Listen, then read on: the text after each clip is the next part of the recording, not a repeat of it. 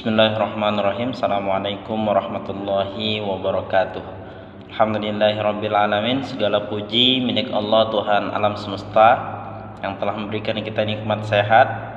Insyaallah pada video ini kami akan menjelaskan sedikit materi yang berkenaan dengan peran hadis terhadap Al-Quran, yang mana materi ini kami ambil daripada buku yang ditulis oleh Bapak Dr. Haji Muhammad Junibdu LCMA, pengantar studi hukum Islam.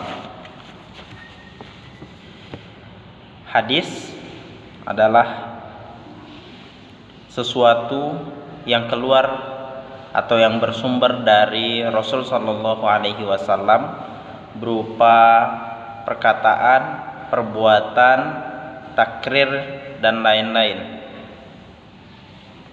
Kemudian ada beberapa fungsi hadis terhadap Al-Quran sebagai berikut.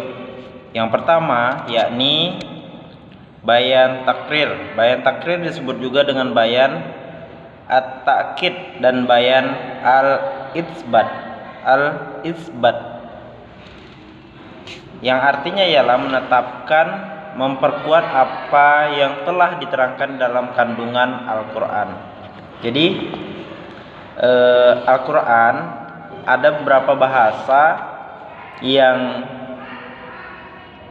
harus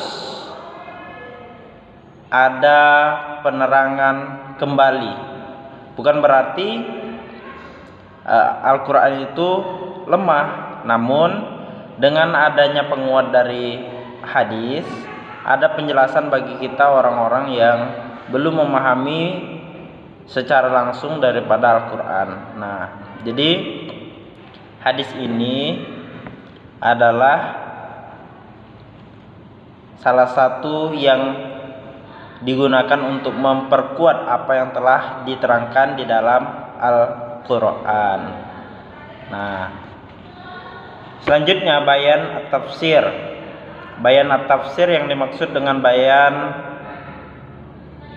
ini yakni kehadiran hadis berfungsi untuk memberikan rincian dari tafsiran yang masih sifatnya global atau mujmal dalam nas Al-Quran, memberikan persyaratan atau batasan taqyid ayat-ayat Al-Quran yang sifatnya mutlak dan mengkhususkan terhadap ayat-ayat Al-Quran yang masih bersifat umum. Jadi hadis juga berfungsi memberikan rincian atas ayat Al-Quran yang masih bersifat mujmal atau global. Jadi arti atau makna yang terkandung pada ayat itu masih bersifat umum sehingga dirinci daripada hadis Rasul Shallallahu Alaihi Wasallam.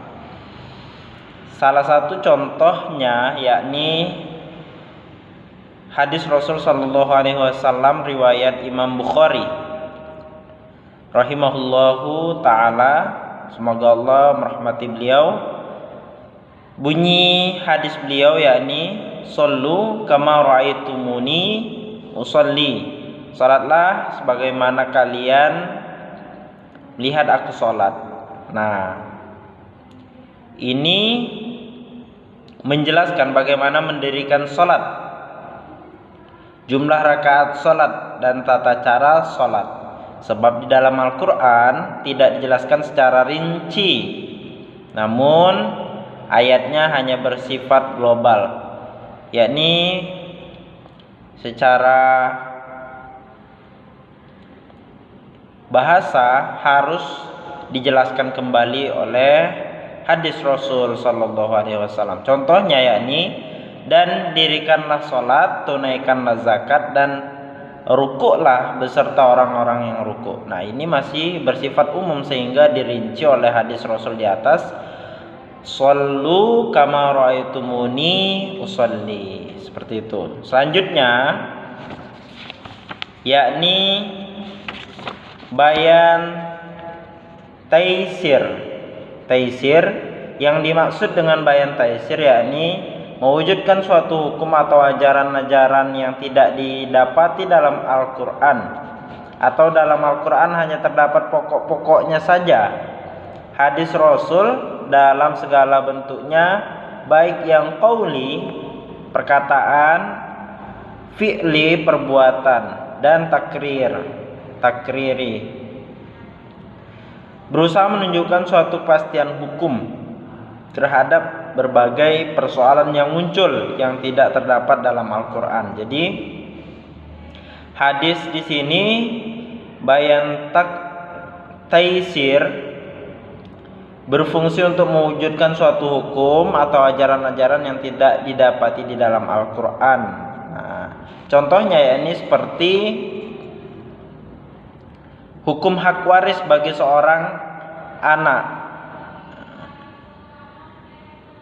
Mohon maaf. Contoh hadis tentang zakat fitrah yang berbunyi yakni bahwasanya Rasul Shallallahu Alaihi Wasallam telah mewajibkan zakat fitrah kepada umat Islam pada bulan Ramadan, satu sukat atau yang sering kita dengar satu sak kurma ataupun gandum untuk setiap orang. Nah, baik orang itu merdeka ataupun hamba sahaya, laki-laki ataupun perempuan muslim. Hadis riwayat Imam Muslim. Hadis Rasul Shallallahu Alaihi Wasallam yang termasuk bayan taisir ini wajib diamalkan sebagaimana mengamalkan hadis-hadis lain. Jadi hukumnya wajib mengamalkannya. Seperti contohnya kewajiban zakat yang terdapat pada teks hadis yang telah kami bacakan tadi. Dan yang terakhir yakni bayan an-nas. Kata nas secara bahasa berarti ibtal, membatalkan, izalah, menghilangkan, tahwil, memindahkan, dan taghyir, mengubah. Para ulama mengartikan bayan an-nas ini banyak yang melalui pendekatan bahasa, sehingga di antara mereka terjadi perbedaan pendapat dalam mentakrifkannya atau mendefinisikannya. Jadi intinya ketentuan yang datang kemudian tersebut menghapus ketentuan yang datang terdahulu, karena akhir dipandang lebih luas dan lebih cocok dengan nuansanya. Contoh daripada bayan al-naqs yakni tidak ada wasiat bagi ahli waris. Jadi ahli waris itu tidak ada wasiat baginya. Jadi orang tua misalnya wafat, otomatis setelah wafat harta benda yang dimiliki seorang ayah akan turun kepada ahli warisnya, maka tidak ada wasiat seperti itu.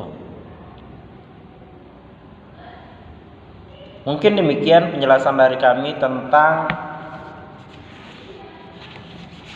fungsi daripada hadis terhadap Al-Quran. Jadi ada 4 berdasarkan buku Pengantar Studi Islam karya Dr. Haji Muhammad Junibedu LCMA.